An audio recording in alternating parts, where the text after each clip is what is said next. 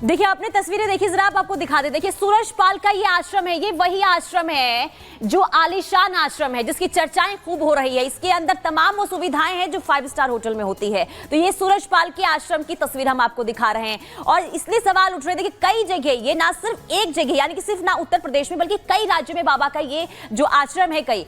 तो देखिए और साथ ही साथ अब दिखाते, देखिए ये आश्रम का सोने जैसा गेट है। देखिए आप किस तरीके से उसने आश्रम को बनाया था, कितने पैसे लगाए थे। इसलिए सवाल उठ रहे हैं कि आखिर इतने कम सालों में बाबा के पास इतने पैसे कैसे आए। 5 स्टार होटल जैसे उसने अपने तमाम आश्रम बनाए हुए हैं। देखिए ये सोने का गेट दिखा रहे, सोने का गेट, सोचिए सोने का गेट उसने बनवाया है आश्रम में। आप सोचिए इसमें कितने पैसे लगे होंगे। तो सवाल यही उठता है कि आखिर इतने पैसे आए कहां से, क्योंकि सोने का गेट इसने बनवाया। ना सिर्फ इसके अंदर अगर हम जाएंगे, अब ये जरा ये देखिए, ये आश्रम का लॉन एरिया है और ये एरिया कितना बड़ा है जरा आप तस्वीरों को देखिए। और इन तस्वीरों को देखने के बाद हर कोई हैरान है, हर कोई चकित है। जो बाबा ये कहता है कि मैं भक्तों की सेवा करता हूं, लेकिन क्या ऐसे इस तरीके से कहां से पैसे आए, इतने पैसे कहां। अकूत संपत्ति देखिए बाबा ने किस तरीके से कम दिनों में बनाए हैं। और देखिए एसी, पंखे, यानी कि कुल मिलाकर एक एक करके जो तस्वीर सामने आ रही है उससे यह पता चलता है कि बाबा जो है ऐशो आराम की जिंदगी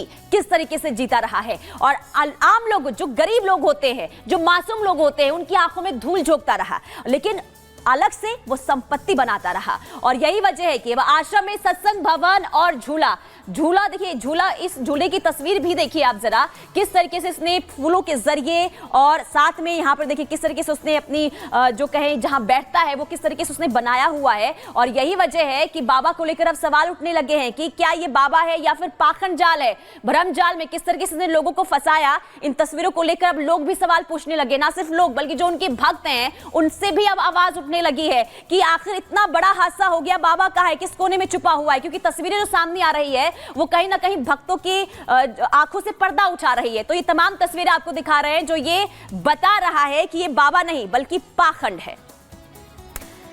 तो इन तस्वीरों के जरिए आपने देखा कैसे बाबा ने आलीशान मकान बना रखा था, ठिकाना बना रखा था। सूरजपाल के खिलाफ लगातार एक्शन जारी है और पुलिस अलग अलग जगहों पर, ठिकानों पर छापेमारी भी कर रही है। बाबा के अलग अलग आश्रमों की तलाशी ली जा रही है, जिससे आश्रम के अंदर से कई रहस्य खुलकर सामने आ रहे हैं।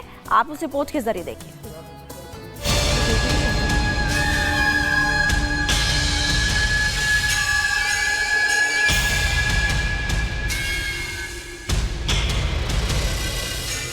बाबा के कानपुर वाले आश्रम के अलावा कासगंज के आश्रम में भी रहस्यों की भरमार है।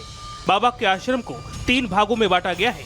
सबसे पहले इस आश्रम को संचालित करने वाले ट्रस्ट का दफ्तर और पार्किंग एरिया है, यहाँ भी सेवादार रहते हैं।